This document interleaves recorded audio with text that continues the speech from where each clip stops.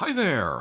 This is a follow-up video about HBO's announcement that they've officially greenlit multiple seasons of both Game of Thrones spin-off TV series through 2028, mapping it out across the next 3 years. My main video explained the fine details of that. I'm splitting this off because it's a little more speculative of what will the expanding World of Westeros cinematic universe look like? What's the confirmed schedule, and beyond that, what are the potential new projects that would be the first to come after that? Because the first things we're going to see are the things they've already mentioned as in development now. This is really a catch-all update video to repeat what I've been saying for months, but I know the recent announcements got a lot of new attention on this, so just to recap everything. Let's start with what we do know. They've confirmed renewals that 2026 will have Dunk and Egg Season 1 in January, then House of the Dragon 3 in summer. Then 2027 is just Dunk and Egg Season 2 in January. And then 2028 is going to be a lot like 2026 again. We're pretty sure we have Dunk and Egg 3 in January and then House of the Dragon 4 in summer. They didn't technically renew through Season 3 of Dunk and Egg yet, but they've openly said we intend to film 2 and 3 back-to-back. So let me just put that in there as a given. Moreover, the head of HBO also strongly hinted that yes, they are actively considering that Season 4 of House of the Dragon isn't the last season. But we could get a Season 5 to make up for all the episodes we lost when they cut down from 10 to 8 episodes per season. That when they started this, they said they want 4 seasons of 10 episodes each. They've, as of wrapping filming on Season 3, it's already done, can't change it, they've already finished 26 episodes. So looking ahead to how are we planning out, are we going to have a Season 4 or a Season 4 and 5 split in half? We need a minimum of 14 more episodes to get what we were promised. Okay, the realistic goal, therefore, is 2 new seasons of 7 episodes each. 7 in Season 4 and 7 in Season 5. Let's accept that as a given for now. Let me just say they're probably going to make a Season 5 like that. Would Season 5 then come another 2 full years after Season 4 following that pattern? Or because it's a shorter season, could they actually film in 2 back-to-back years so that they're filming Season 5 when Season 4 is coming out in 2028 to release in 2029? I'm not really sure. I think that's probable, though they might push it to 2030. I'm happy either way. It's just in terms of what's coming out. That's probably for the best. You have that overlapping with whatever the next flagship in the franchise is, probably Targaryen Conquest. But 2029, either way, is a chapter break, because on top of this, Dunk and Egg runs out of printed novellas. That the first 3 are in print, they're not just outlines like House of the Dragon had to use, they are prose novellas. They are very easy to adapt, not that much writing time agonizing over we have to invent things to fill in details. It already is, it's a prose novella. I have bigger videos on this. Martin gave a surprisingly detailed summary of what the future novellas, he planned 12 of these things, only 3 are finished, but he plotted out what their lives are like across the next 50 years, and briefly glossed it in the World of Ice and Fire source book, written as an universe history book. The editors even had to tell him, take stuff out, you're revealing too much. So while the next Dunk and Egg adventures are outlines, they are surprisingly full outlines, don't get us wrong, just it'll take a little longer to make them when they do that. That we know the 4th and 5th are also in a pretty good state of development. The 4th is going to be the village hero, the 5th is going to be they go to Winterfell, the she-wolves of Winterfell. 6 is something about the rat, the hawk, and the pig, and I think a 7th and final season would be the 3rd Blackfire Rebellion. It's a great climax. And after that, in the World Book, it says, then nothing really happened for the next 12 years because no one was stupid enough to fight Mykar. So I think that's this set of actors, this show, this format of The Wandering Knight. Because even after that, even if you did continue to the next adventure, that's Aegon V being king. They're not wandering around anymore. So It's a different format. I think it overlaps with Young Tywin. That's for the future. But you could get up to a season 7.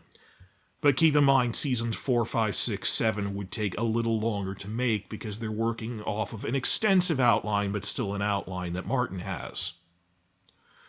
Point is, I think Dunk and Egg might go on break for a year, 1 year, in 2029, but then come back with story number 4, The Village Hero. We don't really know. And it might not come out every 12 months after that. So I don't blame it. HBO put out, in their schedule, they put out what they know, that they're not really sure what'll happen after December of 2028, that they're thinking on it. This is just to catch up to speed on everything. The other issue is they're not going to suddenly announce, hey, we're making a full Valyria prequel to film in 26 and air in 27. No, development takes time. They have to announce a writer, they have to write it, they have to cast it, and then they have to build everything and then film the first season. So the things that will come at the start of Phase 2 in 2029 are only the things that are in development now. I'm assuming, because they've had so much difficulty even getting these things up after a string of ideas that got rejected. Currently, there are 3 potential live-action projects in development. Not greenlit, but potentially in development. I hate when clickbaiters intentionally confuse those terms. When they go, in development, does not inherently mean greenlit, guys. It means someone's working on a pitch. 3 live-action, 3 animated. We do know that the next live-action project showing the most promise out of all 3 is Targaryen Conquest, written by Mattson Tomlin, a screenwriter on the Robert Pattinson Batman movies. Now, we hadn't heard about that for over a year, and we hadn't heard of any of them in over a year, but then just a few weeks ago, Tomlin confirmed that he's still actively working on it. Well, he explained that, I went on pause for months because I was working on the script for Batman 2, Robert Pattinson's Batman sequel, but now I'm working on it again. So he confirmed the project isn't shelved, it was just paused because I was busy with another big Warner project, which is great news. We haven't heard anything about the other one, which is Nymeria. They really want to make Nymeria. Every time that they've had a round of pitches, Nymeria has been one of the ideas. They've started over twice, started over from scratch. They're on their 3rd writer now, 3rd showrunner, starting over from scratch, and we have no idea what they're doing. They haven't told us anything in over a year. On top of that, Nymeria, I mentally picture it, and again, I have these giant, longer analysis videos. It's basically a movie trilogy. The war with the Valyrians that they lose, then their adventures in the Summer Sea in Sothorios fighting dinosaurs, then going to Dorne. 3-act structure. And given that there's not a lot of source material, I think you could do that as basic. It's about as long as Dunk and Egg is. 3 hours per act out of 3 acts, and you could easily do that as a movie because it's a big budget with a lot of monsters in it. So again, 6 of one, half dozen of the other. Whether they do it as a 6-episode TV season or a 3-hour movie, I'm fine either way. I don't know how they'd release that, and we can discuss that. How far along is this current pitch? Will they have to start over yet again? We don't know. The only one that we've heard an update on recently is Targaryen Conquest, which I'm pretty sure they'd like to be the flagship project in this franchise after House of the Dragon. Dunk and Egg is more of a character piece. This would be the big thing. And it's weird when people think, how would you get a Targaryen Conquest show to run that long? Well, when I say Targaryen Conquest, I mean the entire first half of the Fire and Blood history book. So it would be like Netflix's The Crown. It would shift generations, like 2 seasons on the Conquest and the Dornish War. Then the middle seasons would be about Maegor and the Faith Militant Uprising. And if it's still successful, a 6th and 7th season on Jaehaerys, just to adapt everything. So I see it as like a 6 to 7 season TV show as an anthology going through the generations, through the time of Aegon's grandson, which would then link up with we see Jaehaerys as an old man at the beginning of House of the Dragon. So that's what I think the next flagship would be. On top of that, even if it's like a 6-season show following the format of House of the Dragon, it would at best come out every year and a half. At movie-level production quality, 1.5 to 2 years between seasons, that Phase 2, as defined by the backbone, the flagship of Phase 2 is Targaryen Conquest through Jaehaerys, That could last a decade or more, if it's like a full 2 years between the core projects in the franchise. I don't know. Nymeria might start over from scratch. When I said there's 3 live-action projects, the third one is actually that they did confirm, HBO confirmed, we are discussing doing a theatrical movie. But to stress this, they said we don't even have a writer attached yet. That we are in early planning stages. So on the one hand, that means they really want to do something, but it's not in any good state of development yet. And you've seen all the ups and downs that potential Star Wars movies have. But again, longer videos breaking this down. This is a summary. Process of elimination, I said it's probably Robert's Rebellion. Because if you're only going to do one movie, you have to do something for the broadest audience possible. Because TV is for, you can do things for TV for the invested audience. Movies are a general audience. It needs to be something most people would recognize. And the reality is something like Valyria, or even like the Blackfire Rebellion, they wouldn't do as a starting it cold as a movie, because Game of Thrones itself never even mentioned the Blackfires. It has to be something everyone has heard of, which is probably Robert's Rebellion. I kind of hope it would be a trilogy, though, that I think you need 2 movies to tell the story, and then like a third one is a coda movie that covers Greyjoy Rebellion, mostly just to show here's young Jon Snow, here's young Daenerys, here's young Robb and Theon and everything. You could do that. I think that would work, and how frequently would they put them out, I have no idea. But I think if they're doing a movie, it's either fully about Robert's Rebellion or the first in a trilogy on Robert's Rebellion. Because they're not going to do it on anything else if they said we're trying to do a movie. And remember, the one of these that is the furthest in development that we know about is Targaryen Conquest. It has a writer attached who says he's still working on it. The movie doesn't even have a writer attached, or at least didn't up to a year ago. They'd announced that they did. So even if they were to start right now, if we woke up tomorrow and they announced we have a writer attached, it would take a year to write, a year to cast, probably another year to film and build everything. Do not expect anything else before 2029. I hope we get Targaryen Conquest starting in 2029, paired with a Robert's Rebellion movie or something. Maybe. It's too far out to see, and even HBO doesn't know. Might be a little different for animated projects, because they said out of a couple of ideas, there's 3 surviving ones, or at least there were as of a year ago.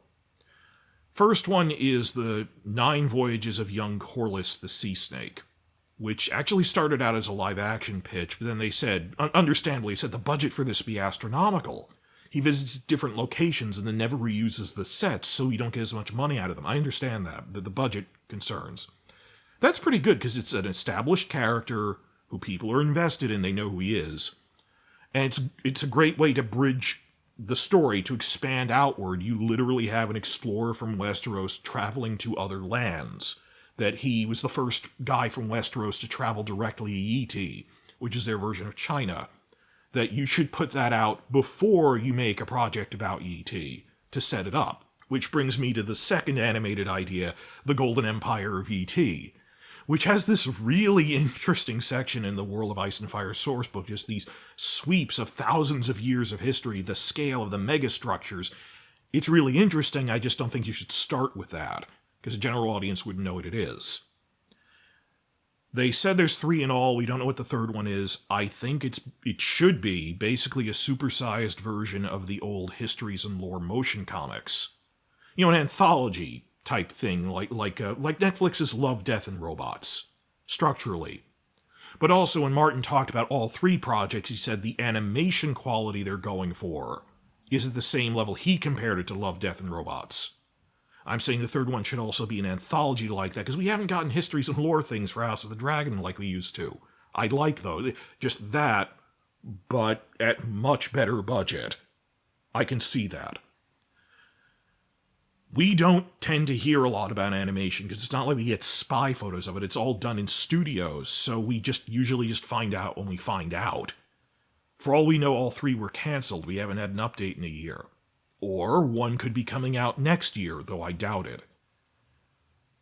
Talk about this in the comments, but my reasonable hope is that maybe, and this is something I'd politely ask if I ever was a press thing, I'd ask the HBO people like Casey Bloys directly, do you think you could have an animated project done by late 2027.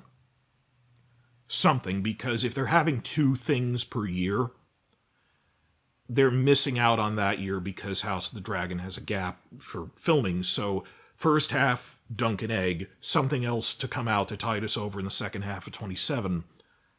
I'm hoping we get an animated project, either Young Corlys, which is a good way to bridge out to other lands, and hey, House of the Dragon is still an actively airing show, it's the same character, or an anthology show covering other things as a starting point for we're going to make animated vignettes and things, and animated anthologies are a testing ground, test lab for things to expand out into live action things, much as Star Wars does that with Visions and stuff. So I can see that. So I have a resounding maybe that we might see an animated project in late 27 to make up for the fact we don't have House of the Dragon then, but only because I can't say we don't. I really don't know. There's also video game projects, actually, though. Now, I know it's not the same, but Warner started a big new initiative to develop Westeros video games, and we were really surprised with this. I mean, reports that they really turned a new leaf. They got a new head CEO of their games division for the first time in 10 years. They are openly supporting fan mods now. They've really cleaned house and completely restructured their video game division. And they explained, for flagship video games on the scale of something like Dragon Age, it takes 3 years to make. It takes as long as a major movie, sometimes longer. So it'll be a while before you see a major flagship, but in the meantime, we're going to try to put out smaller scale things. But things we're actually proud of, just smaller scale, as opposed to, oh, we put out an anemic mobile game now and again. Well, let's try to put out a real game that's just something that you could get out in a year. And the one that they will be putting out in 26 is War for Westeros, which does not have a new story. It basically just looks, they openly said it's like Battle for Middle-earth 2, but for Westeros. But the development blogs looked surprisingly good. So cautious optimism on that one. That will be coming out next year, at least the target date was. But not everyone, the general audience does game as much. The main sequence game, the flagship game, which is going to be on the scale of a Dragon Age or something, they charged with WB Montreal. All we know is who's making it. They're in the very early stages. They're probably just brainstorming. And we don't know when that'll come out. I do not expect that before 2029. That is not a Phase 1 thing. Though I don't think Disney and Marvel even consider video games as part of phases. They don't really tie in as much for that kind of thing, but fair enough. But I will end here with a comparison to other bigger cinematic universes, just to set a maximum cap at what we can reasonably expect before it's too much or we're burning through things, or we should feel content with what we have. Marvel and Star Wars over at Disney Plus, and even the new DC universe that James Gunn is making at our shared parent company, Warner Brothers, all of these are the benchmark for the biggest ones that we will never be as big as that. All of them have an established rule that, going forward at least, never have more than 2 live-action TV series in a given year. Sometimes they've gone up to 3 by accident, or when Marvel is cranking out too many things, they scale back from that, or because of the pandemic. No more than 2. When James Gunn recently was talking about setting up the DC Universe, he laid it out very clearly. Solid rule. No more than 2 live-action shows per year, no more than 2 animated shows, and no more than 2 movies. So if even DC and Marvel have that as a maximum, we shouldn't feel bad that we're not meeting. That is, even they wouldn't do more than that. We shouldn't aspire to do more than that. That's what we can reasonably match. Now, we're not a movie franchise, of course. There will be like 1 or 2 movies within a decade as a very special thing. And I think they should have more animated tie-ins because they help set up live-action stuff down the line. They have made very little progress on that. It would be nice if we had as much animated content as like Marvel and Star Wars get. But for right now, never think we're going to get more than 2 projects in a given year. But that's okay, that our measure was during peak Game of Thrones, there was a 9-month turnaround time between the finale of one season in June and the beginning of the next the following March. So as long as we get about a 9, maybe 10-month turnaround, I think we're doing pretty good. And even if we get nothing else in 2027, it's still, it's a 10-month gap between 2 seasons of Dunk and Egg because it's a shorter show. Because it's not a 10-episode or even 8-episode, it's a 6-episode thing, they're shorter seasons. So because it ends in February, because only 6 episodes instead of ending in late March, that's why it's a 10-month gap instead of 9, but still, same month, 12 months apart, a premiere in January and a premiere the following January. That's still a lot. That's enough to keep us happy. Maybe 2 shows a year would be getting greedy. I don't know. But at this point, our problem isn't oversaturation. Our problem is we've been waiting a year and a half since the last project, Season 2, and that was almost a full 2 years between House of the Dragon Seasons 1 and 2. What helps is setting it up as a cinematic universe. You have at least 2 shows in alternate years, sometimes more. But that's what Phase 1 looks like right now, and just the point of this video is if it's not already one of these things they said was in development, it'll be behind those things, because it's starting from scratch. Versus Mattson and Tomlin's Targaryen Conquest thing is probably going to come in 29. Given that they already have 2 projects in 28, I don't think they're going to oversaturate by doubling up everything. But if Dunk and Egg takes the year off in 29, we get a Season 5 of House of the Dragon in summer, I think they'd, just common sense, you'd put out Season 1 of Targaryen Conquest before House of the Dragon ends to transition viewers into something else. So best case scenario for me is that Targaryen Conquest Season 1 is spring of 29. Maybe. But we'll see what happens. It's just, after all of the despair we've been in since Season 2 ended, and these were problems from the writer's strike. The strike was coming on, so fighting over budget problems Warner had, then they said, hey, the strike is happening, we won't have time to refilm it. So they said, just put out what we have. The long-term ripple effects of a once-in-20 years writer's strike are long, but we're finally through them. And we're out on the other side. And instead of all of this yelling and negativity, and that will be a distant memory after Season 3 blows people away. And even if you don't think that, we're going to have Dunk and Egg. That'll be very impressive. And look how excited and happy everyone is. And just looking at this little teaser going, you will get at least 1 new season of something every year, in some cases 2. Next year we will have 2 seasons, 4-month turnaround. Please like and subscribe and check out the linked little teaser that they put out. I'll link it below.